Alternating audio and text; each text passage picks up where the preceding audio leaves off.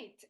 Alors, salut tout le monde, j'espère que ça va bien. Bienvenue à l'émission Maman d'aujourd'hui. Aujourd'hui, j'ai une invitée spéciale pour notre épisode numéro 12. J'ai la grande chance, Marie-Pierre, qui est avec nous de Bedaine Urbaine. Elle a dit oui, elle aussi. Yay, Marie-Pierre, bienvenue. Faut savoir que Bedaine Urbaine, quand elle a le temps, c'est rare qu'elle dit non. Moi, j'aime ça le travail d'équipe, j'aime ça collaborer, j'aime tout ça, ces projets-là. Fait que ça me fait vraiment plaisir d'être là ici aujourd'hui avec toi, Cathy. De grandeur, je prends des chances, je demande et on m'a dit oui. Fait que là, j'étais bien excitée d'accueillir Marie-Pierre pour nous parler du sommeil. Oui, quel sujet. Oh my God! Mais là, avant de parler du sommeil, j'aimerais ça que Marie-Pierre, tu me dises un peu, parce que là, moi, je sais t'es qui, là, puis il y a sûrement plein de mamans au Québec qui te connaissent, mais il y en a peut-être que c'est la première fois qu'ils sont comme, c'est qui elle? Fait que c'est qui Marie-Pierre? Pourquoi elle est là aujourd'hui? Pourquoi elle va nous parler de sommeil? C'est quoi Bedaine Urbaine? Fait qu'on se lance. Vas-y avec, c'est qui Marie-Pierre? C'est qui Marie-Pierre? Mais c'est moi, Marie-Pierre, communément appelée Bedaine Urbaine. Les deux prénoms me sied comme un gant. J'ai 35 ans. Je suis d'abord et avant tout l'heureuse et comblée maman d'un garçon extraordinaire, fantastique, drôle, intelligent, adorable et tous les qualificatifs que vous pouvez mettre vous aussi après le prénom de votre enfant. Le mien aussi les a. Donc, maintenant âgée de 11 ans, je suis aussi, c'est ça, la conseillère et la fondatrice chez Bedaine Urbaine. Je suis aussi une amoureuse de la vie. J'essaie d'inspirer aussi les mamans, les top moms en forme à prendre soin d'elles. Écoutez, plein de cordes à mon arc, mais principalement, je suis celle que plusieurs d'entre vous aiment appeler la magicienne du sommeil avec Bedaine Urbaine. Une genre de cheerleader pour maman dans tout son ensemble. Magicienne du sommeil, j'ai Ouais. besoin de toi. Je suis là. On m'a aussi dit Jésus du sommeil. Oh oui! Écoutez, j'en ai eu plein de qualificatifs, mais magicienne du sommeil, je trouvais que c'était quand même un beau petit nom, mais quand même relativement humble, là, parce que la magie, on sait qu'il n'y en a pas de bibidi babidi bou, mais des fois d'avoir quelqu'un à qui en parler. Ouais, non, c'est ça, je n'ai pas trouvé encore la formule magique. Peut-être qui sait un jour, mais ça m'étonnerait bien gros. Et comment, dans le fond, Bedaine Urbaine, c'est ton entreprise que tu as créée, tu as commencé toute seule il y a combien d'années? Ça va faire 10 ans au mois de mars 2022. Là. On s'enligne vers notre 10e année. On est en train de préparer ça, là, le coup du 10e anniversaire. C'était en congé maternité, dans le fond, si je fais bien mon calcul là, quand tu as parti ça. En fait, l'histoire de Bedaine Urbaine, premièrement, le nom Bedaine Urbaine vient de mon projet final j'ai étudié en mode au campus Notre-Dame-de-Foix, puis c'était le nom de notre projet final, ça s'appelait Bedaine Urbaine, puis c'était une boutique de femmes enceintes. Fait que le nom Bedaine Urbaine, si vous vous demandez d'où ça vient d'un projet final en commercialisation de la mode. Et puis, non, Bedaine Urbaine, ça a été fondé, en fait, faire une histoire courte, une histoire très longue. Moi, mon garçon est réellement né au Mexique, dans la ville de Boca del Rio, à Veracruz. Et puis, dans la première année, mes parents sont venus, ma soeur est venue, la abuelita, puis la grand-maman, la abuelita, Olivia de Jacob, qui m'ont aidé, supporter tout ça. Mais j'ai fait comme toutes les mamans en manque de sommeil. Je me suis mise à lire des livres qui commençaient toujours par commençons par le cycle du sommeil. Là, j'étais là, mais non, mais moi, je veux juste dormir. Je veux pas vraiment de théorie. Fait que bref, finalement, Bedaine Urbaine, c'est parti d'abord et avant tout d'un besoin que moi, égoïstement, j'aurais voulu avoir il y a 11 ans, de dire, OK, j'ai lu ton livre, mais je peux-tu parler à quelqu'un parce que moi, mon bébé, quand il fait ça, j'aimerais ça avoir une solution adaptée. Fait qu'en gros, Bedaine Urbaine, c'est ça, c'est un projet que j'ai parti égoïstement. Je me suis dit, si moi, j'aurais eu besoin de ça, si j'avais eu besoin de ça, pardon, et mon gomme taperait ses doigts, si j'avais eu besoin de ça, je me dis, il y a d'autres mamans qui se ressentent aussi perdues par rapport à toutes ces notions qu'on retrouve sur Internet, les conseils de nos amis, etc. Fait que je voulais faire comme un genre de un point d'ancrage sur les habitudes de sommeil, de dire, des fois, on ne dit pas nécessairement ce que tu as le goût d'entendre, mais on dit peut-être que tu as besoin d'entendre. Fait en fait, en gros, c'est ça, Bedaine Urbaine, ça a été basé c'est ça, sur un besoin que moi j'aurais voulu avoir. Puis il y a 10 ans, en fait, lors d'un voyage au Québec, je me suis assise ici, c'est drôle, chez mes parents. J'ai lu dans l'article dans la presse, ça parlait du baby planning. Et puis là, je me disais, du baby planning. Puis dans le temps, il y avait une fille, elle s'appelait Rosie Pope, puis ça s'appelait Poussette tes talons hauts à New York. Et elle se disait baby planner, mais elle c'était vraiment avec l'élite de New York. Là, je me souviens, il y avait un épisode, entre autres, elle avait fait un conseil d'administration pour choisir le prénom d'un enfant. Tu sais, le nombre de lettres commençant par origine de. Elle avait fait, en tout cas, tu sais, vraiment à la new-yorkaise. Mais cette profession-là m'avait beaucoup appelée, étant nouvellement maman moi-même. Puis, finalement, j'ai cherché Baby Planning. J'ai trouvé un organisme, pas un organisme, une entreprise qui s'appelle The International International Maternity and Parenting Health Institute, qui a changé de nom plein de fois, là, d'où l'enfargement dans mon propos. Puis, elle avait plein de formations. C'est une fille qui s'appelle Maria Scatelli. Puis, elle avait plein de formations, entre autres une sur le baby planning. Donc, j'ai fait ma formation sur le baby planning. Au début, c'était Bedaine Urbaine, agence de baby planning. Ouais, c'est un peu plus... puis je trouvais que ça s'attachait moins à moi. C'est plus du prénatal, préparation à l'accouchement, les premiers soins de bébé pour finalement terminer ma formation. Baby planning super populaire dans les Europes, comme je dirais, en Europe puis aux États-Unis. Mais ici, au Québec, on a la chance d'avoir les infirmières du CLSC qui font un travail extraordinaire. C'est offert par le gouvernement. Puis en plus, de formation d'infirmière, je n'aurais jamais eu la prétention d'en savoir autant qu'elle. Fait que je trouvais qu'il y avait moins de business à faire là-dedans. Puis après ça, avec ce même institut-là, j'ai pris une formation sur le green proofing, tout ce qui est éco-responsable, quoi manger enceinte, comment faire des chambres de bébé vertes, les couches lavables, en tout cas, un melting pot de tout ce qui est plus vert. Et puis après ça, s'en suivit la formation sur le sommeil de l'enfant, en fait, qui est devenu, disons, la vache à lait de Bedaine Urbaine. C'est ça que tu as accroché le plus, dans le fond, que toi, tu as vu, où est-ce que tu pouvais aider le plus les mamans, parce que toi, c'est ça que tu aurais eu besoin de plus aussi. Hein? Il y a tellement d'entrepreneurs aussi qui commencent leur entreprise de leurs propres besoins. On est souvent nos clientes idéales d'il y a quelques années. C'est exactement ça. Non? Puis moi, sur les réseaux sociaux, il y en a beaucoup qui reçoivent des messages haineux. Puis moi, je me dis, les top moms qui sont arrivés chez Bedaine Urbaine, ils ont comme compris la vibe d'une top mom. Je peux les compter, sérieux, sur les doigts de ma main, les messages qu'on reçoit pour se plaindre ou tout ça. Les mamans se sont vraiment imprégnées du cool vibe de dire on fait ce qu'on peut, mais en même temps, je veux dire, le sommeil, c'est tellement fragile puis c'est tellement propre à chacun des enfants qu'en même temps, on ne peut pas avoir la formule magique. Puis, en fait, oui, c'est basé c'est parti d'un désir à moi, mais je pense que c'est aussi les top moms qui ont fait que, à un moment donné, on me demandait de plus en plus sur le sommeil. J'ai commencé à donner des ateliers un peu partout dans la ville de Québec. Le sujet qu'on voulait, c'était le sommeil, parce qu'on a fait des ateliers, entre autres, sur l'éducation danoise, les 5 langages de l'amour. J'avais une autre formation sur le green proofing, etc. J'avais même dans le temps un service d'offre de recherche de garderie.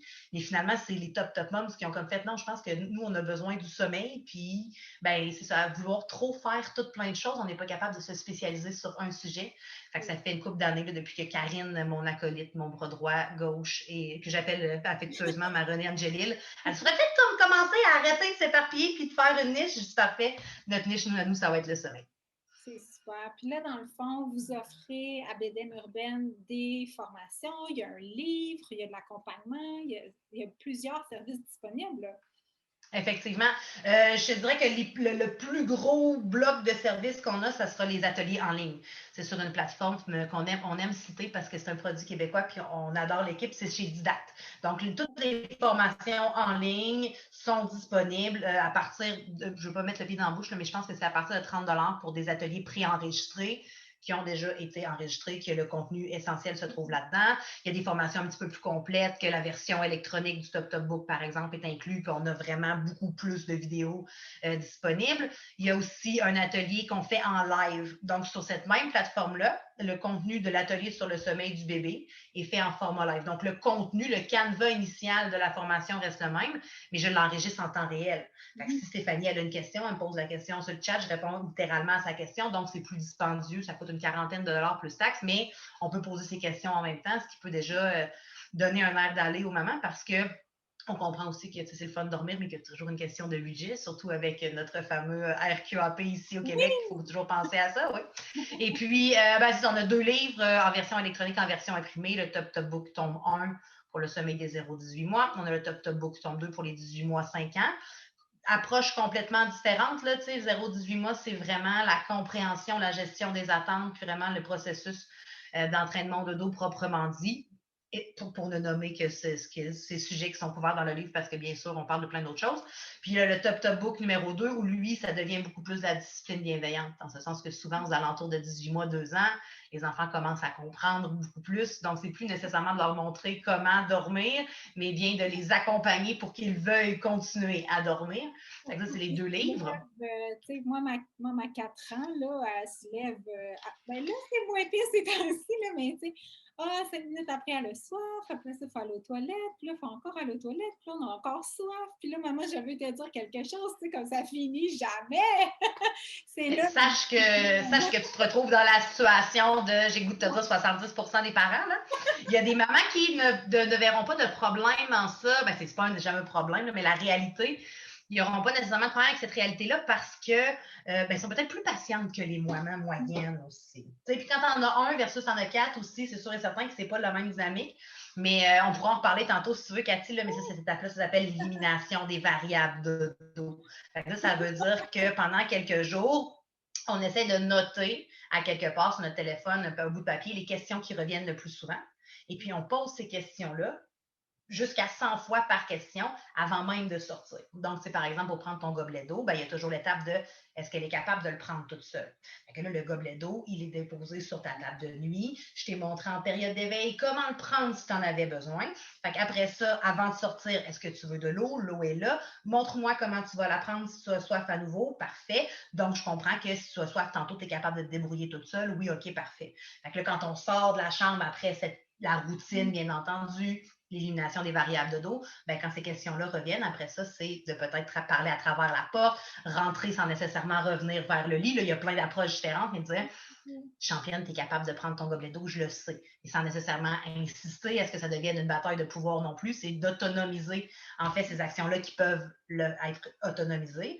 Puis dans l'autre pendule, c'est tout le besoin d'attention, d'affection, les bisous, les câlins, particulièrement pour un cœur de maman, là, c'est bien difficile de refuser des bisous puis des câlins, mais c'est de toujours, avant de sortir de la chambre, dire « OK, on se donne un bisou, on se donne un câlin. T'en veux-tu encore? Oui, parce que tantôt, je vais sortir, il n'y en aura plus, pas parce que je t'aime pas, au contraire, je t'adore, tu le sais, mais c'est maintenant les bisous, les câlins. » Fait que comme ça, quand on vient pour sortir et que la demande revient, c'est plus facile, pas plus facile, moins difficile, mettons, pour un cœur de maman de dire « Mais on s'en est donné 73 tantôt, demain les câlins, bonne nuit. » Non, mais c'est ça un peu l'idée, c'est de remplir le réservoir d'amour, le faire déborder pour être certain qu'à un moment donné, l'enfant se ramasse dans le lit, fait hey, je ne sais plus pourquoi je pourrais la rappeler. J'ai comme plus de raison, elle les a toutes captées. Puis souvent, cette liste-là n'est jamais tant exhaustive parce que les enfants ont une imagination débordante. Je me souviens dans le temps, mon garçon, c'était son oreiller était chaude.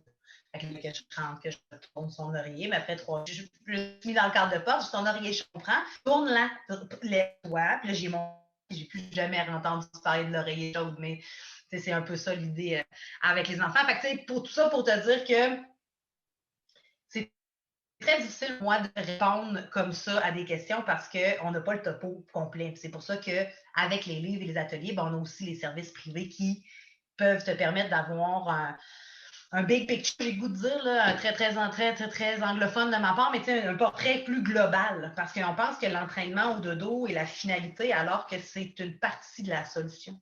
Il y a plein de choses dans les habitudes de sommeil de nos enfants qu'on oublie d'analyser, parce que souvent, quand on a trop le nez dedans, on ne le voit plus, mais on parle des malaises physiques, des freins de langue, des torticolis de naissance, il faut absolument que l'enfant soit en partie.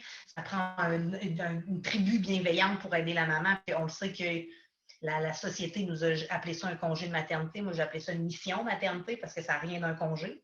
Ça prend de l'aide, pas parce que tu n'es pas bonne, tu manques de volonté, parce que ça prend un village pour élever un enfant. Il y a la relation avec papa aussi. Des fois, on vient des milieux complètement différents. Fait que le papa, il a attendu dans la chambre de hockey qu'il fallait laisser pleurer. La maman ne veut pas. Des fois, c'est complètement l'inverse. Il y a des mamans qui sont plus j'ai le goût de dire rough, mais ça n'est pas un bon mot, là, mais qui veulent plus des résultats rapides, papa il est plus poule, puis là, encore là, il faut comprendre que même si on veut des résultats rapides, puis qu'on a l'impression de prendre la méthode la plus intense, peut-être que ce n'est pas adapté du tout à la situation de notre enfant, à son stade de développement.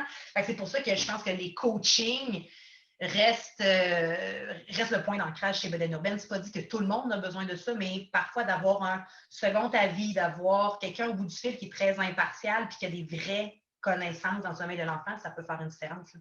Je pense vraiment, parce que oui, c'est vrai, là, tu sais, moi, des fois, mon chum, il me dit, ah, elle te manipule. Je suis comme, non, non, non, non, non, là, c'est impossible.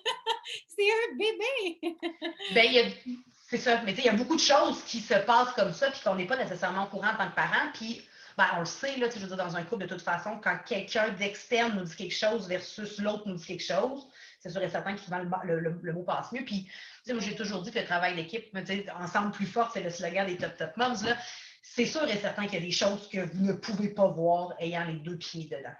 C'est impossible. Puis en plus, ben, souvent, quand on arrive avec un appel avec Marie-Pierre de Bédaine Urbaine, souvent, c'est parce qu'on a eu quelques nuits blanches. On est déjà fatigué. Fait que vous veut pas le jugement, l'ouverture, c'est sûr et certain que c'est plus difficile à avoir aussi. C'est pas rare que je fais un appel et je dis ah ouais, j'avais pas pensé à ça. Mais ouais, ben c'est ça, je suis là pour ça aussi, tu sais, de penser en dehors de la boîte. Fait que t'es vraiment là, toi ou ton équipe, parce que t'es sûrement pas toute seule là, à faire ces coachings-là. Ah oui, ça ou les coachings, oui, mais continue, je vais répondre après. C'est ça, fait que vous êtes, tu sais, c'est important d'avoir une perspective extérieure aussi. Des fois, ça peut aider, autre que, mettons, nos parents. Exact. C'est ça. Moi, je me fais encore dire de les laisser pleurer, puis je suis comme non!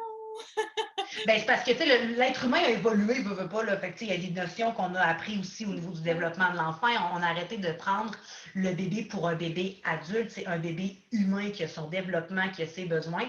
Fait que c'est sûr et certain que quand on parle de deux générations, souvent, le clash est là, mais ça peut même être une amie à toi aussi qui, elle, n'a pas les mêmes valeurs, qui a peut-être plus d'enfants, ou encore, moi, mon cas préféré, c'est celle qui a oublié. Ah non, on a pris cette méthode-là, ça a duré 3 jours, puis c'était réglé pour la vie, mais en même temps, son enfant est rendu à 11 ans. Ouais. Elle ne s'en souvient plus nécessairement non plus de comment ça s'est passé. Fait que c'est sûr et certain que d'avoir un avis externe neutre, moi, je pense que ça peut vraiment, vraiment aider. Là. C'est juste avoir le petit oomph de pouvoir tout syntoniser cette information-là puis d'en dire avec un vrai plan de match personnalisé. Moi, je fais toujours la comparaison de dire tu peux aller dans un gym t'entraîner, tu peux aller dans un gym puis avoir un entraîneur privé. Mm-hmm. Parce qu'à un moment donné, quand tu as des questions, il y a toujours des suivis qui sont inclus avec nos appels de coaching. J'ai essayé ça ne fonctionne pas, qu'est-ce que tu en penses? Ouais, as-tu essayé ça? Ouais, là, la répercussion, peut-être que ton enfant, peut-être que la méthode est tout, on va redescendre un peu, on va réajuster. Fait qu'on avance ensemble, ça peut aider. Puis c'est dur, mais l'être humain est un être social. Fait juste d'avoir quelqu'un à qui en parler, tout simplement. Quelqu'un de neutre, de bienveillant, qui veut t'aider, ça fait du bien, c'est sûr et certain. Oui, c'est vraiment une belle entreprise, puis c'est sûr que tu ne dois pas manquer de travail. C'est tellement un grand sujet, le sommeil. Non, effectivement, mais c'est ça, j'en viens à l'équipe Bédaine Urbaine. Oh, vas-y, excuse-moi. Oui, non, mais vas-y, parle-nous de ton équipe. Tu n'es pas toute seule. OK. Non, mais c'est ça, parce que là, c'est ça, quand j'ai commencé toute seule, effectivement, c'est un peu ça être propriétaire d'une entreprise, hein, tu fais des réseaux sociaux, l'administration, tu étais un peu l'employé et l'adjointe et tout, et la directrice et tout ça en même temps. Mais il y a déjà quelques années, en fait, que j'avais commencé à arrimer des gens dans mon équipe. La première, ça a été Florence, puis je te permets de la nommer parce que Florence est maintenant rendue consultante en dodo en Europe. En fait, elle a travaillé quelques mois pour Bédaine Urbaine. Finalement, elle est retournée en Europe avec sa famille. Finalement, c'est ouvert Bébé au calme, qui est aussi une agence de sommeil pour qui ça va très bien. Fait que ça a été un peu comme ma première parce que j'avais besoin d'aide pour réviser les textes de blog. Puis elle était très bonne en orthographe. Fait que ça a été ma première colite. Puis après ça est venue... non, c'est pas vrai, on a eu Véronique avant qui est restée un petit bout, un peu comme... pour passer des choses que j'avais plus le temps de faire. Après ça, on a eu Florence, puis est arrivée, et là, c'est là que Bédaine Urbaine a fait. C'est Karine. Puis là, je sais qu'elle va l'écouter parce que Karine, elle écoute tout ce que je fais pour être certaine que ce soit politiquement correct, puis c'est elle qui s'occupe de l'image de Bédaine Urbaine. Donc, Karine, communément appelée Kay, ou Renée Angélil, appelez-la comme vous voulez, elle est vraiment venue à temps plein au départ. Elle a vraiment explosé Bédaine Urbaine. Elle, c'est une kingpin du marketing par courriel. C'est elle qui, c'est grâce à Karine qu'on a un livre. Qui m'a dit, là, il faudrait que tu écrives un livre. J'ai dit, parfait, Karine, on écrit un livre. En tout cas, bref, elle est arrivée avec l'équipe. Puis là, finalement, les tâches de Karine augmentaient. Elle n'avait plus le temps de s'occuper de nos top moms, soit le service à la clientèle, qu'on peut appeler en langage entrepreneurial. Donc, on a pris Annie Guimond, qui, d'une main de maître, répond à tous les messages. Puis Annie est toute douce, puis j'entends sa voix toute douce répondre à nos top mômes qui l'aiment d'amour. Et puis, récemment, parce qu'on grandit vraiment très vite, on a perdu un peu le contrôle, on a engagé aussi Sophie, qui est notre stratège marketing. Fait qu'elle, c'est elle qui pense à toutes les pubs Facebook, comment qu'on arrime ça, etc. Puis on a aussi Ariane avec son équipe qui, parce que croyez-le ou non, elle gère des réseaux sociaux. Elle fait juste ça. Fait que là, elle se lève un matin et elle me dit, après, j'aurais besoin d'une story, 30 secondes, tel sujet, parfait, je pars avec ça. Fait que ça, c'est vraiment comme l'équipe. On en a plein d'autres collaborateurs, je pense entre autres aux boutiques qui vendent nos livres, notre imprimeur ici, on a notre éditeur, l'édition Pirouette en France. Bedaine Urbaine, c'est vraiment devenu une plus grosse famille. Les coachings, c'est resté uniquement de mon côté parce que je trouvais ça important. Moi, nous, on a essayé de garder Marie-Pierre comme étant la mascotte de Bedaine Urbaine, puis je trouvais ça important que quand tu prends un rendez-vous avec Bedaine Urbaine, la fille que tu as vue dans la vidéo, tu l'as au bout du fil. Puis ça arrive souvent, c'est comme, ça me fait vraiment drôle de te parler pour vrai, juste pour moi. Là, fait que les mamans ont ce feeling-là. Puis étant, moi aussi, fan de filles sur les réseaux sociaux, je serais un peu déçue de prendre un rendez-vous avec la fille qui fait des vidéos, mais finalement parler avec une autre personne. Fait que ça, on a gardé nos coachings à l'interne. Ceci dit, depuis mars dernier, on a commencé à certifier des gens.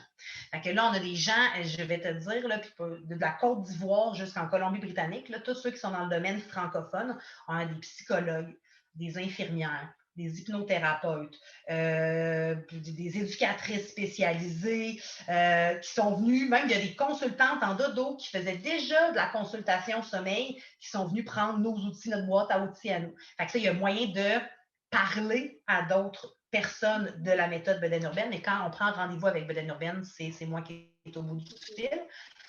Parce que bien consciente que j'ai 24 heures dans une journée, que une entreprise grandit, donc ça veut dire que je fais de plus en plus d'administration, que j'enregistre un podcast, donc plage horaire pour aider le plus en plus de parents. Puis je trouvais ça pensable parce qu'il y en a plusieurs des entreprises comme ça, c'est des listes d'attente d'1 mois et demi, 2 mois. Mais là, moi, je me remets dans mes chaussures de Marie-Pierre, 24 ans, au Mexique avec Jacob Olivier, puis me dire 1 mois et demi, c'est parce que je vais mourir. Je trouve ça comme trop long. Fait que pour regarder les listes d'attente, non, mais c'est vrai, quand tu manques de sommeil, tu veux une solution maintenant, pas dans 1 mois et demi. Puis, oui, c'est ça. Depuis hier, en fait. J'aimerais dormir depuis hier. Avez-vous une solution? Donc, c'est ça. Fait qu'on a commencé à certifier des gens pour nous permettre d'avoir 2 semaines d'attente maximum. Ça, c'est le délai que nous, on s'est donné.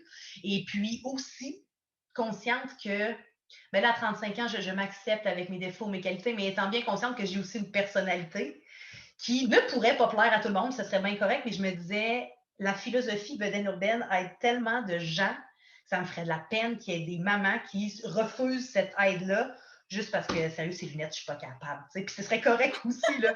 Mais en même temps, je voulais aussi qu'il y ait puis dans le même fuseau horaire aussi, il y a aussi toujours l'idée culturelle, etc. Fait que je trouvais ça important pour moi de passer le flambeau de la philosophie Bedaine Urbaine à d'autres personnes qui pourraient répandre encore plus de confettis du sommeil, en fait. Toi, dans le fond, là, tu m'ouvres la porte pour une question. C'est quoi la philosophie Bedaine Urbaine?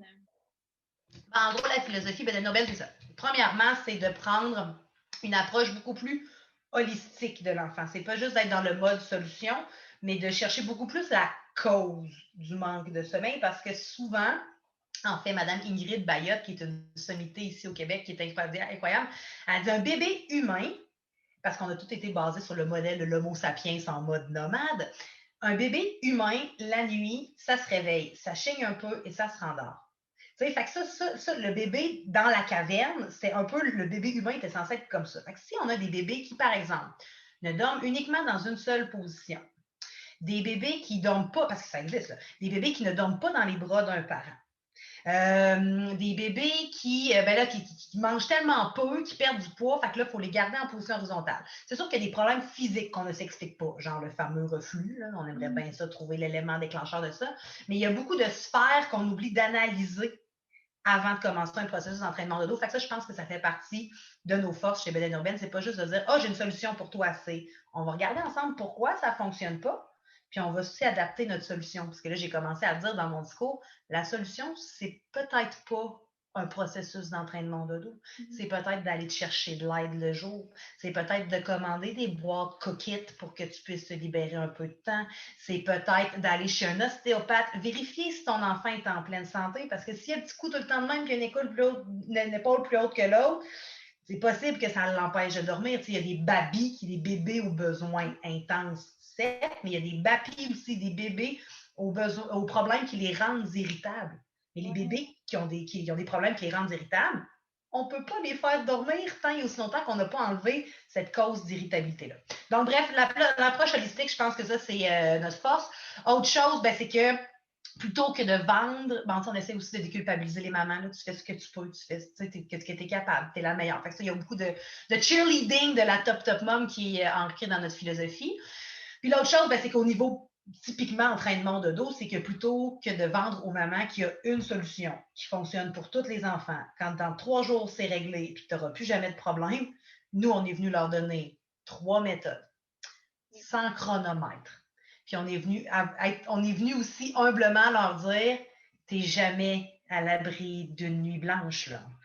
Des dents, des réactions des vaccins, gastro, pieds, mains, bouche. Un début de garderie, commencer à marcher, commencer à parler. Il y a plein de choses aussi qui vont venir affecter les habitudes de sommeil. Fait que je pense que plutôt que de on appelait ça les miracles du sommeil parce que moi, je trouve que c'est encore miraculeux ce qu'on fait, mais c'est pas miraculeux dans le laps de temps. C'est miraculeux en comprendre c'est quoi un bébé humain, parce qu'il y a aussi la triste vérité qu'il y a des mamans qui ne voient que le beau, là, qui ne voient ce qui passe sur Pinterest, qui ont hâte de prendre leur bébé en photo dans des pommes, mais en même temps, il ne sera peut-être jamais dans des pommes parce qu'il ne dort juste pas, cet enfant-là. Fait que, il y a aussi ce courant-là de gestion des attentes parentales aussi. Le bébé de mon amie Julie, à 4 mois, faisait ses nuits. Le mien, il en a 7. Pourquoi il ne dort pas? Parce que c'est pas le bébé de ton amie Julie. Il y a peut-être non, mais il y a peut-être toi, t'es pas ton amie Julie non plus. Fait que, il y a aussi ce courant-là d'adapter le plus possible aux besoins, aux valeurs parentales puis aux besoins de l'enfant, parce que on ne peut pas prendre la même approche avec un bébé de 6 mois qu'avec un bébé de 17 mois. C'est impossible. C'est impossible. Ils ne sont pas rendus au même point dans leur développement. C'est ça. Puis, je trouve que ça enlève aussi une pression de dire on ne sait pas quand est-ce que ça fonctionne. On le sait que ça finit par fonctionner. C'est comme ça prend combien de temps de perdre 10 kilos? On ne le sait pas, mais si tu continues à manger des légumes puis à t'entraîner, ça va arriver à un moment donné. Fait qu'on est venu aussi donner cet espoir-là de ça va finir par fonctionner. Puis il y a aussi une autre chose, je pense, qui nous différencie des autres, c'est qu'on a arrêté de vouloir tout gérer en même temps aussi. Là, tu fais ça une nuit entière! Il y a de quoi virer fou. Puis on a enlevé la croyance de dire qu'il faudrait que tu t'encabanes chez vous là, pendant 3 semaines. Il faudrait vraiment que tu te focuses là-dessus. Parce qu'on sait bien que plus tu focuses là-dessus, moins il y a de chances que ça fonctionne parce que ça devient une obsession. Puis il y a aussi la réalité de OK, j'ai passé 3 semaines chez nous, ça ne fonctionne toujours pas, je suis découragée. Ou j'ai passé 3 semaines chez nous, ça fonctionne, mais je suis plus capable de sortir de chez nous parce que mon enfant veut juste dormir chez nous. Fait que il y a plein de choses comme ça aussi qu'on est venu, j'ai goût de dire, revamper les paradigmes qui étaient là bien avant nous. Là. Tu as mentionné aussi, avec les valeurs de la maman, c'est important aussi de s'écouter là-dedans en tant que maman, puis d'y aller en concordance avec notre seuil de tolérance aussi. Moi, je ne tolère pas mon bébé qui pleure, même si papa la tient dans ses bras, là. Elle n'est pas toute seule, là. Je suis juste pas capable. Non, mais c'est prenant les pleurs d'un enfant. Pour un cœur de maman, on se souvient dans notre grotte, papa, lui, est parti chasser le mammouth la plupart du temps. Fait que le pleur d'un enfant qui est en détresse, c'est moi qui le ressens. Non, mais on l'entend souvent, ça. Tu sais, moi, mon chum veut la laisser pleurer. Mon conjoint, mon copain, là, ou même l'autre maman ou l'autre papa dans le couple, il aimerait bien le laisser pleurer, mais moi, je suis pas capable. Mais tu sais, ça prend un juste milieu entre les deux aussi. Fait que ça, c'est faux de penser que papa, il faut qu'il prenne exactement la même approche que maman, puis vice-versa. Fait que tu sais, il y a plein de choses aussi qu'on est venu, je pense, démocratiser, puis qu'on est venu enlever un genre de stress de, tu sais, aussi, là, mais là, on est en train de donner des mauvaises habitudes, mais c'est parce qu'il y a 2 mois et demi. Oui, mais c'est parce qu'ils m'ont dit que s'ils dormaient trop dans mes bras, j'allais le gâter. Ouais, moi, j'ai une recommandation pour toi, gâte-le le plus que tu peux, cet enfant-là. Puis après ça, quand viendra le temps de modifier les habitudes, on prendra le temps de modifier les habitudes. Même chose pour le cours de dos. Ah non, là, tu sais, ma vie de couple. Non. Si toi et ton chum, ton conjoint, vous êtes d'accord, le cours de dos, c'est une habitude. C'est pas une mauvaise habitude. Il faut venir la pratiquer dans toute sécurité. Et ça reste que toutes les habitudes peuvent être modifiables n'importe comment, n'importe quand. C'est juste qu'il faut prendre le temps de le faire aussi. Pas parce que ton enfant a 2 ans qu'il cache la game plus rapidement non plus. Là. Non, ben non, puis son besoin d'attention, puis son besoin de proximité ne va pas disparaître du jour au lendemain parce que toi, tu es Non, écœuré qui dorme dans c'est ça. ton lit, tu sais. Exactement, Mais dans le fond, exactement. La prévention. je vais faire du pouce avec ce que tu as commencé à parler, justement. À partir de quel âge on peut commencer à faire de l'aide à l'endormissement seul de nos bébés? Donc, ça, c'est Mélissa qui demandait ça parce que j'ai posé des questions à ma communauté. Donc, je voulais savoir vers quel âge, dans le fond, on commence. Parce que tu dis, on ne va pas s'adresser à un bébé de 18 mois comme on s'adresse à un bébé de 4 mois. Fait à quel âge on commence un processus d'entraînement au dodo, si j'utilise les bons mots, là? Oui, ben moi j'appelle ça de l'entraînement de dos. Là. Vous pouvez appeler ça comme vous voulez. Au début quand j'ai commencé à l'appeler ça un entraînement de dos, parce que je faisais beaucoup de parallèles avec l'entraînement physique, je me suis fait taper sur les doigts. Parce que là, on n'entraîne pas un enfant à dormir, mais en tout cas, moi, pour faire du pouce avec la philosophie Belen urbaine, c'est les termes que j'ai choisis. Pour répondre à la question de Mélissa, bonjour Mélissa. En fait, il n'y a pas. Je répète ma politically correct, puis après ça, je vais donner la vraie réponse à Mélissa. Okay? Il n'y a pas d'âge pour commencer, parce qu'on vient de le dire, il est toujours temps de modifier les habitudes de sommeil. C'est juste que le moment où tu vas commencer ton processus d'entraînement de dos, il faut que le processus ou le plan de match soit adapté avec l'âge de l'enfant avec lequel tu commences. Ça, je pense que c'est juste le gros bon sens. Pour répondre à Mélissa proprement dit, 0-3 mois, qu'on appelle aussi le 4e trimestre d'une grossesse, le but, c'est de recréer le plus possible l'environnement intra-utérin. Parce que l'humain bébé va rechercher le plus longtemps possible à recréer les outils qu'il connaît, soit proximité, chaleur, mouvement, succion. C'est pour ça des fois, on a des petits junkies du sein qui sont comme pas capables de se libérer de cette béquille-là. Pas parce qu'ils sont pas capables, pas parce qu'on manque de volonté au niveau de la maman, c'est juste que la succion, souvent a quelque chose de très apaisant, très réconfortant, vient libérer des tensions et permet à l'enfant de repartir vers son endormissement. Donc, 0-3 mois, je trouve, c'est pas impossible de commencer, c'est juste que dans le développement humain, il faut se rendre compte que les premiers 3 mois, le temps arrête. Tu sais, moi, il y a un propos que je trouve très drôle, là, c'est « Ah, nous, on attend un enfant, mais ça changera pas notre vie. » La seule certitude au monde que j'ai, c'est que ça change ta vie bout pour bout, OK? Mais bref, 0-3 mois, c'est vraiment le temps où on s'assoit, on prend le temps, on fait des siestes avec notre enfant, on se remet notre accouchement, on apprend aussi à gérer l'allaitement, tout ce qui s'ensuit, etc. Déjà, de donner vie, puis de prendre soin d'un bébé qui est très vulnérable, qui est en état d'hypervigilance plus, c'est déjà assez prenant. Fait que commencer un processus d'entraînement de dos, moi, je suis maman maintenant d'un enfant de 11 ans, puis je me dis, il faut en profiter. Il faut en profiter parce qu'à un moment donné, c'est fini ce temps-là. Rien n'est éternel. Les mauvaises nuits ne sont pas éternelles, les bonnes nuits non plus, malheureusement. Mais il faut aussi en profiter pour dormir, la proximité, faire du pot à pot, recevoir de l'aide. Tu sais, là, on commence à déconfiner un peu avec le contexte de la pandémie. Donc, vraiment, 0-3 mois, je trouve que c'est un peu prématuré. Aussi parce que quand on commence un processus d'entraînement trop tôt, on a l'impression de faire ça toute notre vie, là, toute la première année, parce que il y a une régression à 4 mois, 8 mois, 10 mois. Fait que, tu commences 0-3 mois à vouloir instaurer un processus d'entraînement de dos. Souvent, c'est décourageant plus que d'autres choses parce que tu dis, je mets plein d'efforts, mais les résultats n'arrivent pas. Mais les résultats n'arrivent pas parce que ton bébé est beaucoup trop petit pour pouvoir apprendre à dormir seul, à l'horizontale, sans proximité de sa fameuse tribu. Fait que 0-3 mois, c'est pas recommandé. 3-6 mois, excuse-moi.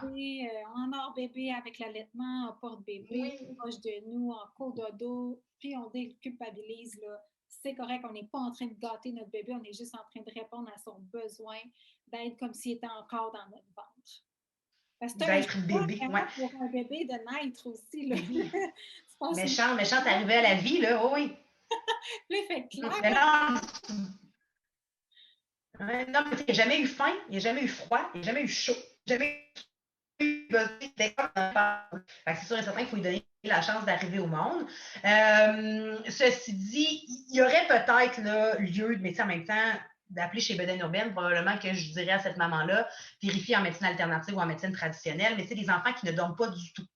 Ça, on pourrait comme commencer à se poser une question s'il n'y a pas un trouble qui le rend irritable, du reflux. Pour les enfants, des enfants qui, mettons, 0-3 mois, ne dorment pas dans les bras d'un parent, là. Ça, il faudrait peut-être commencer à se poser des questions avant savoir si la santé va bien, que le développement de l'enfant est comme dans la moyenne. Je n'aime pas le mot moyenne, mais là, c'est le seul que j'avais, excusez-moi. Donc, 3-6 mois, encore une fois, là, on peut commencer, mais c'est toujours intéressant de choisir la bonne méthode. Parce que, vers aux alentours de 4 mois, il y a une régression, que je t'expliquerai tantôt si tu veux le savoir, là. Mais en fait, l'enfant est encore très petit. Puis là, souvent, on commence à avoir des mamans fatiguées. Fait que là, je comprends qu'on veut se mettre en mode solution, mais c'est peut-être prendre des approches un petit peu plus douces, de faire un début d'entraînement de dos. Travailler une sieste par jour, laisser les autres en mouvement, poussette pour bébé, les bras, etc. Commencer doucement avec un 10-12 minutes à l'endormissement du soir. Mais tu sais, accepter que si ton enfant est nourri aux 3 heures le jour, puis il est nourri aux 3 heures la nuit, c'est un enfant qui a des besoins d'hypervigilance ou des besoins nutritionnels aux 3 heures. Fait qu'il y a comme un début qui peut s'instaurer avec la méthode d'approche sans pleurs qu'on n'a pas la nommer chez Bedaine Urbaine. Ou si vous ne voulez pas Bedaine Urbaine, ce serait Madame Elisabeth Pintley, sommeil paisible et sans pleurs, qui se rapproche le plus de notre méthode d'approche sans pleurs. Puis d'accepter qu'il y a quand même des pleurs, même si c'est des approches qui sont dites sans pleurs, c'est juste que les pleurs souvent sont plus contrôlées par le parent, parce qu'il y a des approches où il n'y a aucun son. Ça n'existe pas à cause de dos, allaitement, mais même à ça, encore il y a des enfants qui sont inconfortables dans ces positions. Pour répondre à Mélissa, moi, je trouve qu'un coup, la régression du sommeil de 4 mois de passé, qui peut durer jusqu'à 5 semaines, là, souvent, on peut commencer un processus d'entraînement de dos qui va avoir des méthodes un petit peu plus soutenues, un peu plus efficaces que les fameuses méthodes où il y a beaucoup de bras de parents. Moi, je trouve que c'est souvent ça le bon timing. Là. Fait qu'autour de 5-6 mois. Mais j'ai des enfants aussi de 4 ans et demi. Là. Ouais. 5-6 mois, je te dirais que c'est pas mal le top. Dans le fond, sinon, une autre période qui pourrait être intéressante, c'est après l'angoisse de séparation aussi. Ça, c'était à 9 mois, je pense. Hein?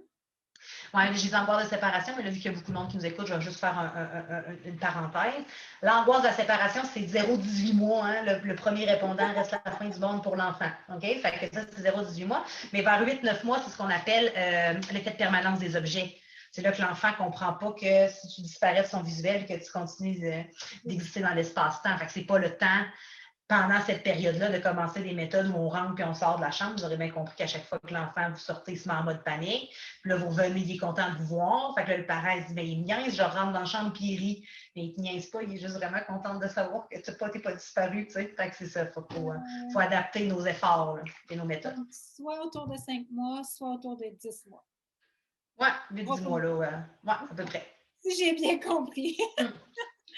Mais en même temps, je ne veux pas empêcher les gens. Non. Je ne veux pas empêcher les gens de venir vers nous à des âges différents parce que c'est peut-être pas l'entraînement de dos la solution, mais il y a toujours place à amélioration. Si ce n'est pas les nuits, ça peut être les siestes. Si ce n'est pas les siestes, ça peut être les nuits. Si ce n'est pas les réveils nocturnes, ça peut être l'endormissement. Si ce n'est pas l'endormissement autonome, ben c'est peut-être de dissocier le sein de l'endormissement. Il y a toujours façon d'améliorer notre sort. C'est juste qu'il faut apprendre à gérer nos attentes en tant que parents aussi. Justement, il y a Vicky qui demandait si tu avais des trucs pour les siestes de bébé de 4 mois. Donc, des siestes qui sont trop courtes puis qui ne sont pas récupératrices. Fait que le bébé se réveille puis il est comme encore fatigué. Tu sais, on peut le voir quand notre bébé est fatigué. Est-ce que tu as des trucs pour améliorer les siestes de bébé? Mais j'en ai plein. La première chose, par exemple, c'est qu'on... 3, OK, ben, je vais juste offrir le topo. Je ne sais pas combien il y a de trucs, mais donne-moi 5 minutes. En fait, il faut comprendre la théorie sur le sommeil qu'à la fin d'un cycle de sommeil, je ne rentre pas dans la théorie, là, mais il y a ce qu'on appelle un micro-réveil. L'être humain, adulte, bébé, on recherche toujours les mêmes outils ou le même environnement pour transiter entre ces cycles de sommeil-là. Ce qui fait que toi, Cathy, si tu t'endors avec ton conjoint à 3 heures du matin, il n'est plus dans le lit, ton premier réflexe va être de prendre peut-être toute la place, mais tu ne pourras pas te rendormir tant que tu ne sauras pas qu'il est en sécurité quelque part. Pareil comme si ce soir, tu t'endors dans ton lit et tu te réveilles dans ta voiture, ça se peut que tu ne te rendormes pas paisiblement. Fait que ça, c'est la première chose à comprendre, que pour les siestes, le sommeil étant beaucoup plus léger parce que la mélatonine, qui est l'hormone du sommeil sécrétée par le corps qui fonctionne avec la luminosité, est peu ou pas présente du tout dans le corps humain. Donc, la première étape pour allonger les siestes, c'est niaiseux, mais c'est que l'enfant se réveille à l'endroit où il s'est endormi avec les mêmes outils, les mêmes environnements, les mêmes béquilles. Fait que souvent, pour allonger les siestes, le processus part d'un processus d'endormissement. OK, Ouais. c'est intéressant. Sinon, pour allonger les siestes, à 4 mois, ce qu'on pourrait faire, par contre, parce qu'on est encore peut-être un peu tôt pour un processus d'entraînement au dodo, ce serait de dire, pendant un certain nombre de semaines, je vais faire, nous, on appelle ça des siestes en plan B, hein, parce qu'on a toujours une porte de sortie d'urgence qui nous empêche de faire ça pendant des heures. Là. Donc, plan B, de dire, ben, tu sais, à 4 mois, pour les 2-3 prochaines semaines, je vais faire des siestes dans le porte-bébé, en poussette, dans mes bras, au sein, au dodo, et je ne bougerai pas. Je ne bougerai pas, je vais m'assurer que mon enfant se réveille dans les mêmes conditions pour m'assurer que mon enfant, quand il se réveille, c'est parce qu'il est plus fatigué et non pas parce qu'il est pris par surprise de se ramasser à un endroit différent ou avec d'autres outils. Puis comme ça, ben, il y aurait peut-être plus de chances qu'on l'endort plus facilement qu'avec un processus d'entraînement de dos, dort plus longtemps parce que les outils, l'environnement n'a pas été modifié. Puis après, ben, 2-3 semaines de sieste de peut-être 50 minutes. Il manque peut-être juste 5 minutes, puis on ne le sait pas, pour se réveiller de bonne humeur puis être agréable pour avoir une autre période d'éveil de fun par la suite. Ben, on va venir programmer, entre guillemets, j'aime pas ce terme-là non plus, mais c'est le seul qui me vient à l'esprit, de dire, ben, on va programmer des siestes de 50 minutes, puis après ça, quand notre horaire va être établi, plus fixe, toujours en se gardant une certaine flexibilité parce qu'on parle bien d'un humain ici. Mais quand les siestes vont s'être allongées en plan B, là, après ça vaut peut-être la peine de commencer un processus d'entraînement de dos. Une sieste par jour, parce que la sieste en après-midi, on veut qu'elle soit très récupératrice, donc on travaille sur un objectif à la fois. Puis après ça, travailler sur l'endormissement autonome pour être capable que la pitchounette de 4 mois ait des siestes plus longues. Puis là, je veux juste revenir à Vicky. Je le sais qu'il y a des livres qui sont déjà sortis, je ne les nommerai pas, mais on parle de 2 siestes de 3 heures dans une journée, ça fait aucun sens, là.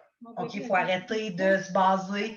Peut-être qu'il y en a, mais en même temps, il ne faut pas écrire des livres sur les exceptions, il faudrait écrire des livres sur les règles de base. Puis une sieste moyenne, ça dure entre 45 minutes et 1h30.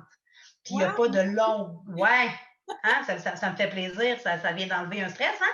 Puis l'idée, c'est même pas tant de focusser sur la durée comme sur l'état général de l'enfant quand il se réveille. Donc oui, Vicky, si sa fille elle se réveille de mauvaise humeur, ça vaut la peine d'allonger. Puis si elle se réveille de bonne humeur après 45 minutes, ben, c'est parce que pour son besoin à elle, dans cette journée-là, dans cette plage horaire-là, elle a assez dormi.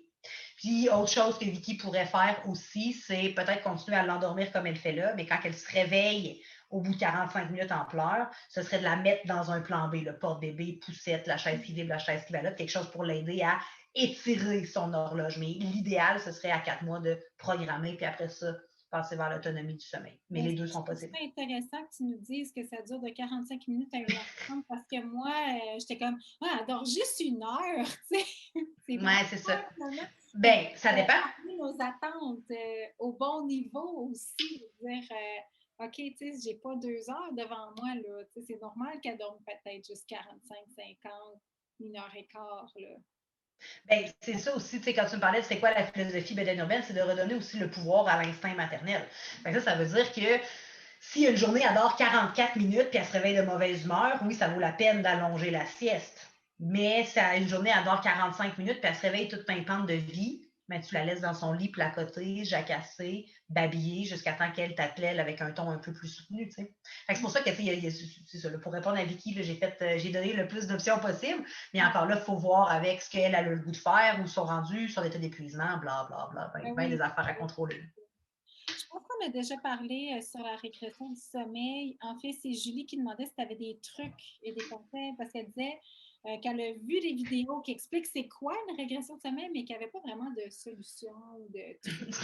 Parce qu'il n'y en a pas. Parce qu'il n'y en a pas, Julie! Ben, parce qu'il n'y en a pas, c'est pas vrai, là, Julie. Puis là, je suis contente d'avoir une autre Julie dans ma vie. Parce que moi, depuis le début de Bédaine Urbaine, l'amie, elle s'appelle Julie.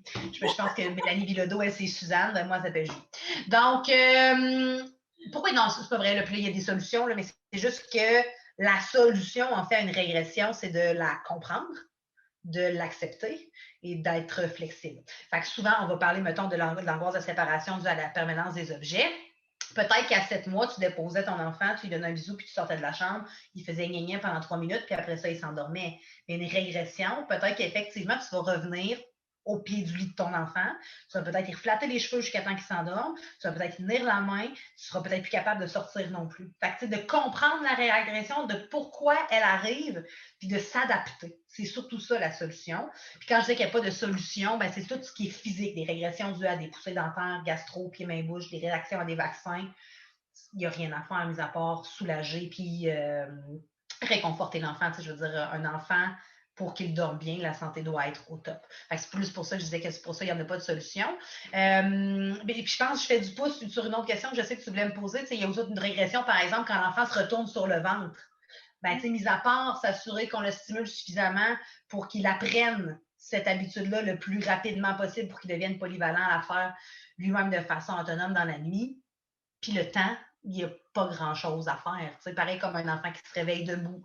Ça, c'est l'apprentissage à la position verticale. Même chose pour les enfants qui apprennent à marcher. Ben, c'est de comprendre que c'est épuisant mentalement, physiquement, qu'il faut adapter. Fait que je pense que la solution aux régressions, c'est qu'il faudrait que la régression rime avec un pas en arrière pour réavancer de deux. Il faudrait que ça rime avec un réajustement, pas de reprendre les mêmes outils qu'on avait lorsqu'on a fait un plan de match d'entraînement de dos antérieur, mais vraiment qu'il soit adapté aux besoins du moment. C'est pas rare qu'il y a des mamans qui vont m'appeler. Il y en a, là, je appelle mes fans, là, qui veulent la régression du 4 mois, puis après ça, on se reparle à 6 mois, puis après ça, on se reparle à 8 mois, juste pour que le plan de match initial se tienne avec le stade de développement de l'enfant. Fait que c'est ça, à part se mettre en mode solution puis de se renseigner. Là, on a la chance, nous, maman, d'être dans un air où il y a des excellents livres qui se sont faits. Je pense, entre autres, à Soyez l'expert de votre... Ben, mis à part les top books, les miracles du sommeil. Ouais. Mais des livres à acheter, là, j'en ai plein, là, mais entre autres, Soyez l'expert de votre bébé de Mélanie Bilodeau. Moi, je pense que tout le monde devrait avoir ça dans sa bibliothèque. Je l'ai acheté hier, enfin, je l'ai trouvé. Mais c'est une Bible. Ah, tu as eu de la difficulté? Ben, peut-être qu'il y en a trop et qu'ils sont comme en rupture de stock, je sais pas. Je l'ai commandé sur Indigo, il ne l'avait pas. Puis là, hier, je suis allée chez Toys R Us puis je l'ai trouvé en copie. Je le prends! Mais non, c'est vraiment une Bible. Même pour moi, je l'ai lu au complet. Mon garçon est vraiment très grand, mais je l'ai lu au complet, puis j'ai mis une attention particulière sur le sommeil, bien entendu. Mais en tout cas, moi, je trouvais que c'était vraiment déculpabilisant aussi, puis plein de bons trucs. Après ça, il y a un autre livre sur le développement de l'enfant. Là, je me souviens plus du nom en français, vous m'excuserez, mais ça s'appelle The Wonder Weeks.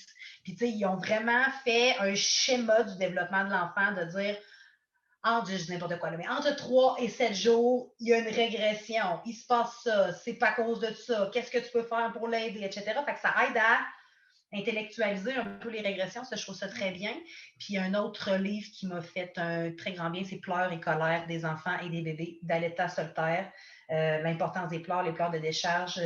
Pourquoi faire un processus d'entraînement au dodo avec des méthodes à pleurs contrôlées? C'est correct, à pleurs non contrôlées, ça l'est moins. En tout cas, une Bible pour les mamans qui ont le temps de lire, bien entendu. Oui, c'est ça!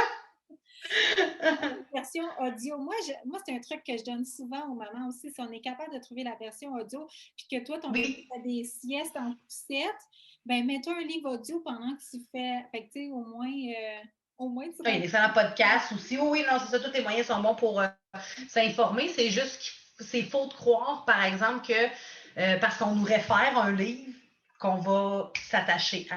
Tu sais, quand on parlait de 0-3 mois, il n'y a pas d'entraînement de dos à faire proprement dit, mais déjà de te renseigner sur le sujet, d'arrêter de jouer à l'autruche. C'est possible que ton bébé dorme parfaitement bien, mais puis je te le souhaite pas, là, mais c'est possible qu'il y ait des régressions, puis quand la régression arrive, c'est pas le moment d'ouvrir tes livres.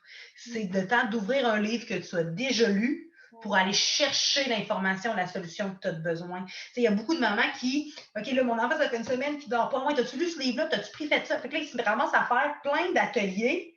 Mais en fait, idéalement, quand tu arrives avec un trouble de sommeil, tu sais déjà que si tu as un trouble de sommeil, c'est avec elle que tu vas aller. C'est cette philosophie-là que tu aimes. Tu as déjà un groupe de mômes qui parlent de sommeil. Ton plan solution en cas d'urgence est déjà fait. Parce que, comme on l'a dit, l'énergie pour lire un livre, là, je veux dire, nous, on a fait des petits livres parce qu'on sait qu'on travaille avec une clientèle de mamans fatiguées, mais ils ne sont pas tous petits et faciles à lire comme nous, on les a écrits non plus. Fait que, de la prévention, beaucoup, là, tu vois, là, cet été, là, on enregistre un nouvel atelier plus pour le prénatal, de ce que tu devrais savoir sur le sommeil de ton enfant avant même d'accoucher. Puis ça va probablement sauver encore plus de vies parce qu'on va gérer plus d'attentes encore. Ben oui, c'est exactement ça que j'allais dire. Dans le fond, c'est pendant la grossesse que tu te prépares à ça, tu sais. Oui, Super. Hey, mais c'est vraiment. Il me restait 2 questions. vas-y. Je vais voir Karine.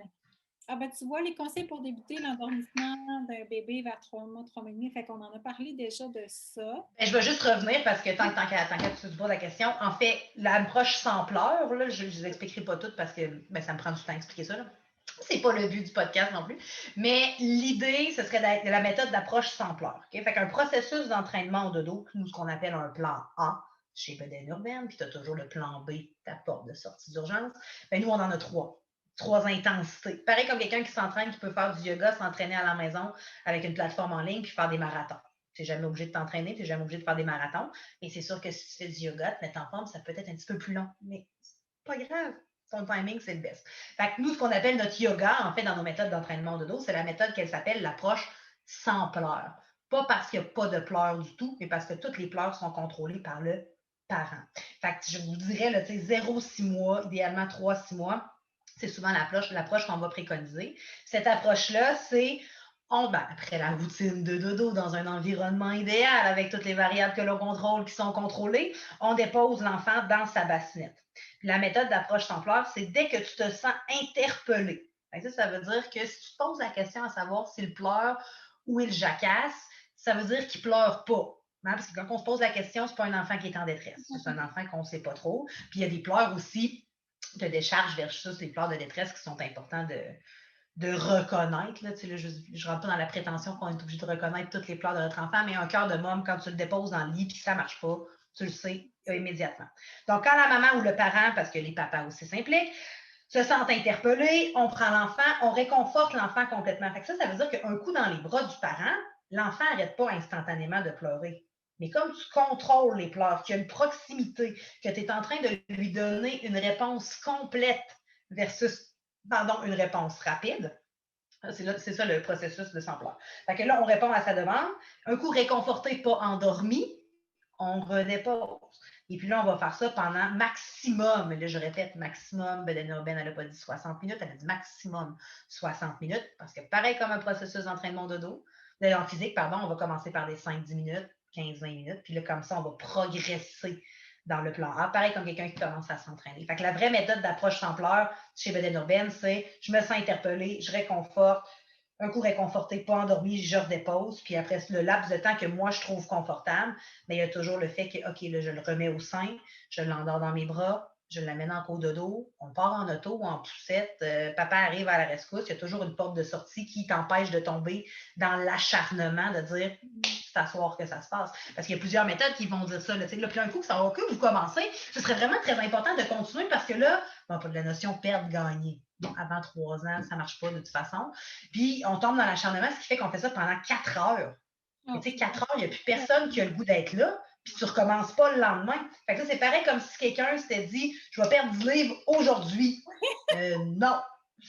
Bonne chance, là, mais tu sais, je veux dire, si tu cours jusqu'à temps d'avoir perdu 10 livres, ça se peut que tu meurs. Fait que c'est un peu le même principe avec Bedaine Urbaine, c'est beaucoup plus basé sur la répétition que l'acharnement. Je pense que c'est ce que les mamans trouvent plus soutenable dans le temps aussi. Parce que, tu sais, les méthodes les plus populaires qui fonctionnent en dedans de 3 jours, souvent, les parents n'ont que de bons mots pour cette méthode-là parce que l'enfant est très, très réceptif, parce qu'on était rendu là, parce que toutes les variables contrôlées étaient dans le top pour que pour cet enfant-là, ça fonctionne.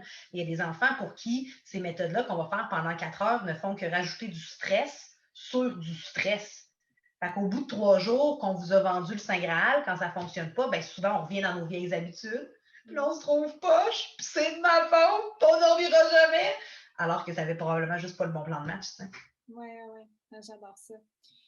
Moi, je ne ferais pas ça pendant 4 heures. Oublie ça. Ben, c'est parce que souvent, il y en a qui le font. Là, moi, quand Jacob Olivier, moi, a eu des troubles de sommeil, moi, j'ai pratiqué le fameux 5-10-15. Puis là, j'ai pas la prétention de me dire que je m'en souviens parce que ça fait 11 ans, mais je me souviens que moi, c'était le 5-10-15. J'avais trouvé ça sur Google. Puis que moi, la veille, j'avais failli vraiment, littéralement, secouer mon garçon. Là. C'est pas une blague, là, c'est le manque de sommeil. J'étais vraiment rendue folle. Puis si son père n'était pas arrivé, écoute, je la raconte plusieurs fois par année, cette histoire-là, puis j'ai encore des frissons. Fait que c'est terrible, cette situation-là. Fait que moi, j'ai fait le 5-10-15. Je ne sais plus combien de temps ça a duré. La seule chose que je sais, c'est qu'à chaque fois que je rentrais dans la chambre, par exemple, contrairement aux recommandations du 5-10-15, moi, je parlais avec Jacob. Puis je disais, Jacob Olivier, c'est pas que je t'aime pas, c'est que je t'aime trop. Puis que là, maman est plus capable de prendre soin de toi de façon intelligente. Fait que t'es plus en sécurité là. Puis moi, je suis juste en arrière, moi, chouchou, je fais ça parce que je t'aime. Puis on a fini par se convaincre ensemble que finalement, c'était la bonne méthode. Est-ce que je referais ça? Absolument pas, mais je l'ai faite, puis Jacob Olivier, aujourd'hui, va très bien. Là. Fait qu'il y a toujours aussi cette relativité-là qu'il faut avoir. Non, mais tu sais, c'est vrai parce que il y en a des mamans qui m'écrivent, tu sais, puis qui disent, ouais, mais là, tu parles des méthodes plus populaires, moi, je l'ai faite, puis, mais oui, mais si tu l'as faite, tu me parlais tantôt, toi, ça te convient? Parfait. Moi, il y a du monde qui font du crossfit. Je comprends pas pourquoi ils font du crossfit. J'ai le crossfit, mais il y a du monde qui font du crossfit. Non, mais ça en prend pour tous les goûts aussi. Puis, peut-être que dans notre discours, c'est sûr qu'on a une entreprise qu'on essaie de la faire fleurir et de la promouvoir au maximum, mais il y a aussi un fais ce que toi, t'es bien. Hein? Retour en janvier, j'ai eu un appel d'une maman à coaching. Écoute, ça a duré exactement 7 minutes, le coaching, là, pas de joke. Parce qu'elle, pendant le temps des fêtes, elle avait fait le 5, 10, 15. Puis là, elle voulait être certaine que bedaine urbaine, là, elle trouvait que c'était correct. Fait que là, je parle. Elle dit, j'ai fait le 5, 10, 15, puis là, Mais là, ça fonctionne. Bon, mais ça fonctionne. Fait que pourquoi? Ouais, mais là, tu sais, je sais que c'est. Non, tu l'as fait. Tu as fait ce qu'il fallait faire avec les outils que tu avais au moment où tu l'as fait. Tout le monde va bien, that's it. C'est juste que si tu as une régression et que tu ne veux pas recommencer, prends ton suivi en temps et lieu. Mais tu sais, les mamans ont besoin de se faire rassurer qu'ils font la bonne chose alors que tu ne peux pas faire la mauvaise chose si ton intention est bonne. Tu sais, en ce sens que, oui, on peut scraper des enfants, on peut scraper des liens d'attachement, mais là, on parle bien de parents qui se sont levés un matin et qui ont dit, moi, je vais tout faire pour pourrir mon enfant, puis m'assurer qu'il manque de tout à la fois. Tu sais, je veux dire, ça arrive, mais tu sais, je veux dire, c'est rare que c'est les top moms qui appellent bedaine urbaine. Oui. Tu sais, je veux dire, un bébé qui va pleurer pendant 4 heures dans sa chambre, sans aucune aide, non, ça ne devrait pas arriver. Mais encore là, avant de juger la maman qui l'a fait, il faut vraiment connaître son historique, puis il faut se mettre les 2 pieds dans sa bottine, que ce soir-là, ça faisait peut-être une semaine que son chum était parti à l'extérieur, que sa belle-mère ne pouvait pas venir, qu'elle avait passé une grosse journée, qu'en plus, elle était menstruée. Elle dit, écoute, là, ça peut être la totale. Fait que là, tu te dis, écoute, elle l'a fait, elle l'a fait. Non, à répétition, c'est pas très bon, parce que, tu sais, juste au gros point de vue, gros bon sens, laisser pleurer un humain, peu importe son âge, on fait pas ça. Mon gars, à 11 ans, il pleure, je vais le voir, je le réconforte. Là, pourquoi on ferait ça avec un enfant de 4 mois qui est pogné dans son lit à barreaux? Tu sais, je veux dire, idéalement, on fait pas ça, mais il faut aussi arrêter de se mettre cette pression-là inutile de dire, je vais scraper mon enfant. J'ai le goût de dire dude, là, parce que des fois, je m'exprime comme une ado, mais dude, tu peux pas scraper ton enfant, sauf si c'est réellement ça ton intention. Oui. That's it. OK, puis la dernière question, excuse-moi, Cathy, je me suis... Mais il faudrait faire des podcasts de 6 heures, là. Oui, mais c'est ça, on n'a pas le temps. On est déjà dépassé 1 heure, puis mon Alors, c'est correct. vraiment rentré dans la chambre, en fait. Parfait. Donc, dernière question. Ça cogne à la porte. Je vais aller chercher mon bébé. Hey, mon bébé. Hello! On a de la compagnie pour la fin, c'est parfait. Hello! Rose qui marche maintenant. Bonjour, Rosie. Hello! Je comprends pas qu'elle ne dort pas. Elle a un beau sourire. Fini la 6. Terminé la 6. Donc, on avait Eugénie qui demandait cododo ou pas de cododo dès les premières semaines de bébé. Qu'est-ce que tu en penses? Ben, la réponse facile, c'est oui, parce que c'est un des cadeaux qu'on vous offre aussi. On essaie de démocratiser le fameux cododo. Le cododo, c'est une habitude. Elle peut toujours être modifiée avec le temps. C'est important de le faire de façon sécuritaire. Pas de drogue, pas d'alcool, pas de médicaments qui inhibent notre bon jugement, pas d'objet dans le lit. Idéalement, on garde l'enfant du côté de la maman parce que des fois, les papas ont le sommeil. Encore une autre réalité dans les couples homosexuels. Il y en a toujours un qui dort, qui chasse le mammouth, puis un qui prend soin des enfants. Là. Fait qu'il y en a un qui dort toujours plus profondément que l'autre. Fait qu'on essaie de protéger l'enfant pour éviter les fameux coups de coude. Connaître les recommandations de Santé Canada, les adapter, bien entendu, à votre style de vie. Mais il faut les connaître quand même parce que quand Santé Canada émet des recommandations comme ça, c'est parce qu'il y a eu des cas d'accident, de décès, des enfants qui ont été gravement blessés. Donc, c'est important de pratiquer en connaissance de cause. À tous ceux et celles qui ont peur de leur intimité de couple, sachez que l'intimité, ça se fait pas juste dans la chambre à coucher. Fait que, tu sais, il est possible de faire d'autres choses aussi. Il y a le cododo dans la chambre de l'enfant qui est possible aussi. Fait que le cododo, j'ai le goût de vous dire que c'est une question de choix. C'est une question de valeur.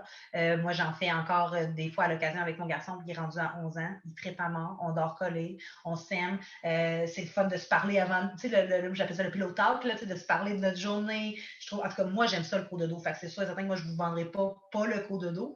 Ça peut faciliter particulièrement pour les mamans allaitantes, tu sais, de juste lever le chandail, ça se passe plus vite aussi. Fait qu'il y a plein d'avantages à faire du cododo, mais il y a aussi l'autre pendule de dire, moi, je ne veux pas faire de cododo, ben, tu n'es pas obligé non. On n'est pas obligé d'allaiter, on n'est pas obligé d'avoir des couches lavables.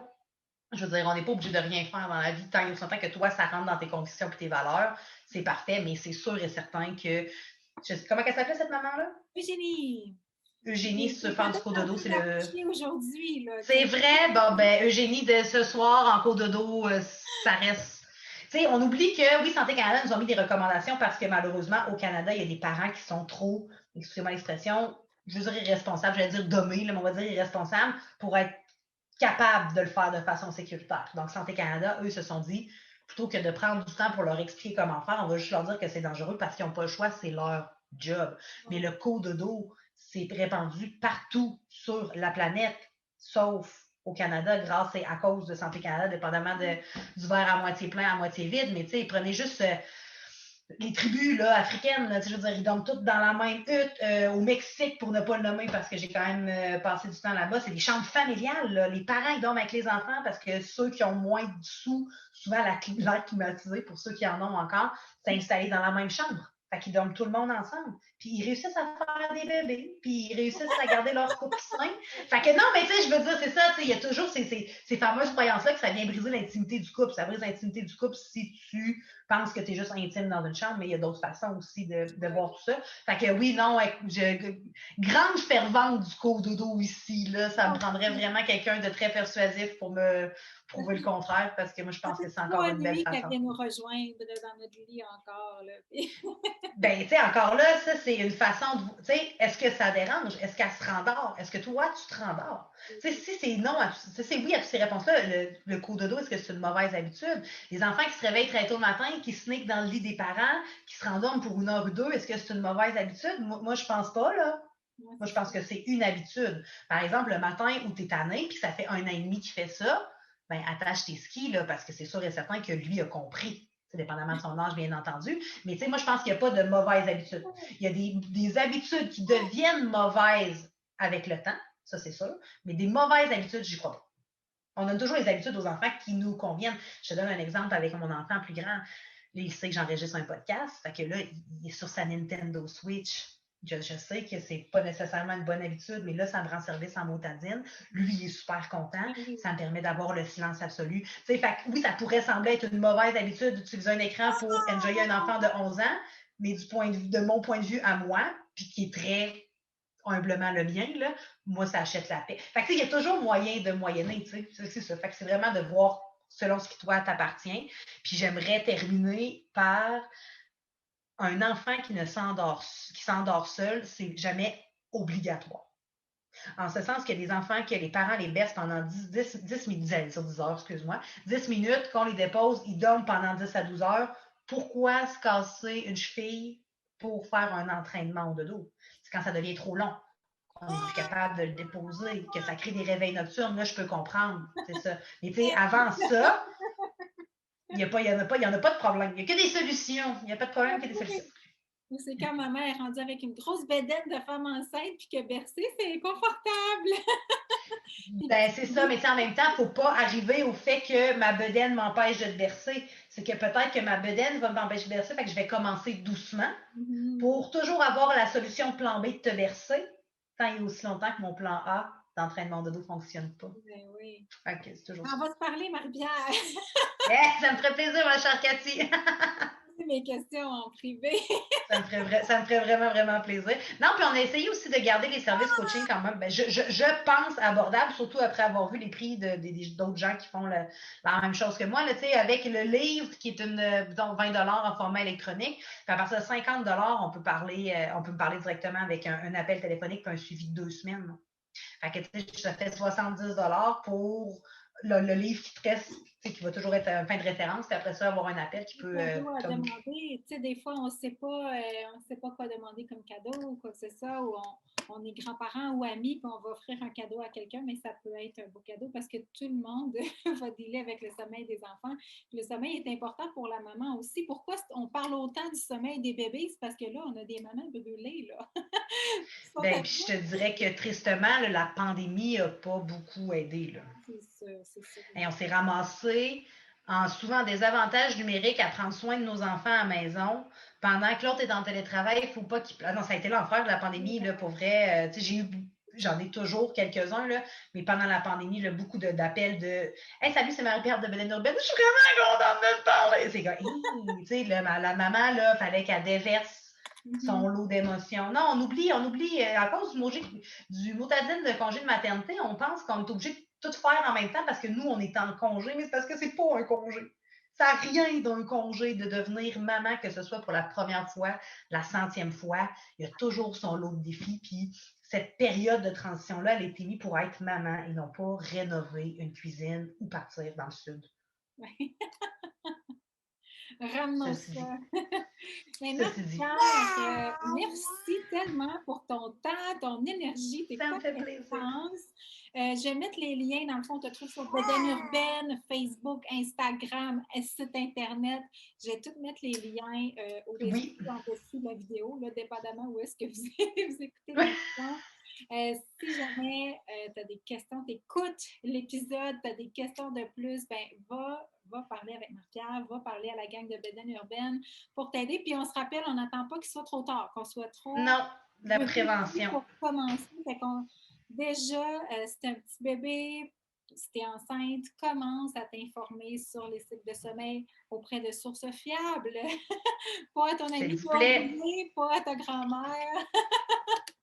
Mais il faut les prendre, ces conseils-là aussi, parce que, moi, je parle tout le temps de la belle-mère, là. Souvent, quand les belles-mamans ou les marraines, ou en tout cas pas notre amie, nous donnent un conseil, c'est parce que pour elles, ça a fonctionné, puis en fait, c'est bienveillant. Mais dépendamment de ton mood de la journée, ce que tu avais besoin d'entendre, des fois, ça peut devenir culpabilisant ou tout ça. Fait que c'est pour ça que les gens qui vous aident, idéalement, fonctionnent avec vous. Tu sais, quand on était en mode nomade, notre tribu, elle, tu sais, si on disait que c'est l'heure elle doit dormir, il faisait dormir l'enfant.